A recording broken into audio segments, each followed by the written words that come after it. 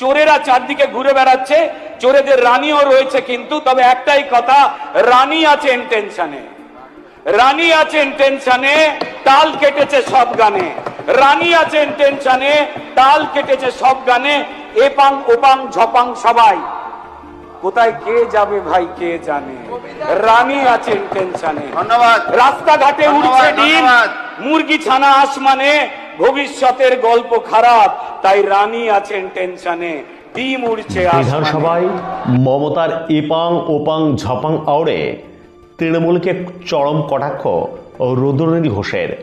বিস্তারিত দেখুন কবিতার ভাষা ছন্দে বড় ক্ষুরধার রুদ্রনীল ঘোষ। সোশ্যাল পাড়ায় রাজনৈতিক টিপ্পণী কাটায় নেতা অভিনেতার জুড়ি মেলা ভার। এ যাবৎকাল 21শে জুলাই থেকে বিরোধী শিবিরের নানা কর্মকাণ্ড কিংবা যে কোনো রাজনৈতিক ইস্যুতে সুদ চড়ানোর জন্য কবিতাকেই হাতিয়ার করে নিয়েছেন তিনি। এবার বিধানসভার প্রথম ভাষণে মমতা বন্দ্যোপাধ্যায়ের লেখা এপাং ওপাং ঝপাং আওড়ে হাততালি কুড়িয়ে নিলেন শিবপুরের তারকা বিধায়ক। ঠিক কি ঘটেছে? শিবপুরের জনতার রায়ে জিতে বিধায়ক হিসেবে শপথ গ্রহণের পর সদ্য প্রথমবারের মতো বিধানসভায় বক্তৃতা রাখেন রুদ্রনীল। আর সেখানেই বিরোধী শিবিরের দুর্নীতি কাটমানি প্রসঙ্গ উত্থাপন করে বিস্ফোরক মন্তব্য করেন তিনি।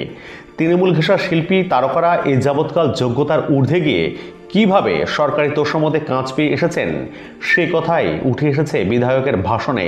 তিনি বলেন, আমরা জানি শ্যাওলা পড়া বাড়িতে নতুন রং করতে গেলে যেমন রং লাগানোর আগে ঘষে ঘষে দেওয়াল থেকে শ্যাওলাগুলো তুলতে হয়, ঠিক তেমনই বাংলার শিল্প সংস্কৃতি উন্নতি করতে গেলে এই বিষাক্ত শ্যাওলাগুলি আগে নির্মূল করতে হবে, নইলে 2026-27 সালের এই বরাদ্দে 815 কোটি টাকার প্রতিটি টাকাই নষ্ট হবে।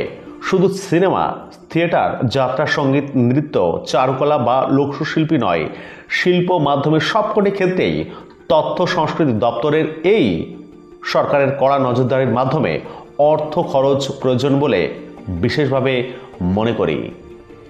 এখানেই থামেননি তিনি। প্রাক্তন সরকারের দুর্নীতির কেচ্ছার উদাহরণ দিতে গিয়ে মমতার লেখা এপাং ওপাং ঝপাং কবিতাটি আওড়ান তিনি। মমতা এবং তৃণমূলের ভবিষ্যৎকে নিশানা করে ছন্দ করে রুদ্রনীল ঘোষ বলেন, রানী আছেন টেনশনে, তাল কেটেছে সব গানে, রানী আছেন টেনশনে, তাল কেটেছে সব গানে, এপাং ওপাং ঝপাং সবাই, কোথায় কে যাবে ভাই কে জানে, রানী আছেন টেনশনে, রাস্তাঘাটে উঠছে ডিম, মুরগি ছানা আসমানে, ভবিষ্যতের গল্প খারাপ, তাই রানী আছেন টেনশনে। ঠিক যে হাল এরা হাওড়ার করেছে, তছনছ করেছে, সেই হাল করেছে শিল্প সংস্কৃতি সবকটি ক্ষেত্রে। আমরা জানি যে শ্যাওলাপাড়া বাড়িতে নতুন রং করতে গেলে যেমন রং লাগাবার আগে ঘষে ঘষে দেওয়াল থেকে ওই শ্যাওলাগুলো তুলতে হয়, ঠিক তেমনই শিল্প সংস্কৃতির ক্ষেত্রে উন্নতি করতে গেলে এই বিষাক্ত শ্যাওলাগুলোকে নির্মূল করতে হবে। না হলে 2026-27 এই বাজেটে আপাতত বরাদ্দ 815 কোটি টাকার প্রতিটি টাকাই নষ্ট হবে। মাননীয় স্পিকার, শুধুমাত্র সিনেমা, থিয়েটার, যাত্রা, সঙ্গীত, নৃত্য, চারুকলা বা লোকশিল্প নয়, শিল্প মাধ্যমের সবকটি ক্ষেত্রেই তথ্য সংস্কৃতি দপ্তরের এবং এই সরকারের কড়া নজরদারির মাধ্যমে অর্থ খরচ প্রয়োজন বলে বিশেষভাবে মনে করি। অবশ্যই প্রতিটি শিল্পক্ষেত্রে শিল্পীদের কর্মক্ষেত্রে নিরাপত্তা এবং স্বাস্থ্য বীমা নিয়ে নতুন সরকার পরিকল্পনা করবে। নিশ্চয়ই নতুন সরকার তাবেদারি নয়, কেবলমাত্র যোগ্যতার ভিত্তিতে নানান সাংস্কৃতিক অনুষ্ঠানে এবং ক্ষেত্রে শিল্পীদের যোগ্যতা এবং গুণের কাজ পাওয়ার ক্ষেত্রে নজরদারি করবে, এই আমাদের সবার বিশ্বাস। যে অত্যাচার টলিউড পাড়ায় চলেছে, সঙ্গীত জগতে চলেছে, তা শিল্প সংস্কৃতির সবকটি ক্ষেত্রেই ঘটেছে। অধিকাংশ ক্ষেত্রে শিল্পীদের বা শিল্প গোষ্ঠীকে অনুদান বা সাহায্য পাইয়ে দেওয়ার নামে ভুয়োদের তালিকা দিয়ে লুট হয়েছে কোটি কোটি টাকা। ঠিক যেমন আবাস যোজনা সমেত নানান যোজনায় লুট হয়েছে। একটা উদাহরণ দিই, বাংলায় প্রায় 10 লক্ষ কীর্তন শিল্পী আছে। সবাই একটু মন দিয়ে শুনুন, বাংলায় প্রায় 10 লক্ষ কীর্তন শিল্পী আছে, ছোট বড়। তাদের মধ্যে প্রায় 5 লক্ষ শিল্পীকে দিয়ে 2016 সাল থেকে মাসে 4000 করে একটা অনুদান দেওয়া হতো। তাদের কাজ ছিল আগের সরকার এবং আগের মুখ্যমন্ত্রীর গুণগান করা, পথে ঘাটে ঘুরে। মজার কথা, এই 5 লাখের মধ্যে 2.5 লাখ শিল্পী ছিল ভুয়ো শিল্পী এবং তারা ছিল এর আগে সরকারের তৃণমূল কর্মী। যারা শিল্পী নয় তারাও এই সরকারের টাকা খেয়েছে। আমি জানি না আমাদের এই সদনে ওদিকে সেই শিল্পীদের মধ্যে কেউ কেউ বসে আছেন কিনা, হিসাবটা দিই কত টাকা চুরি হয়েছে।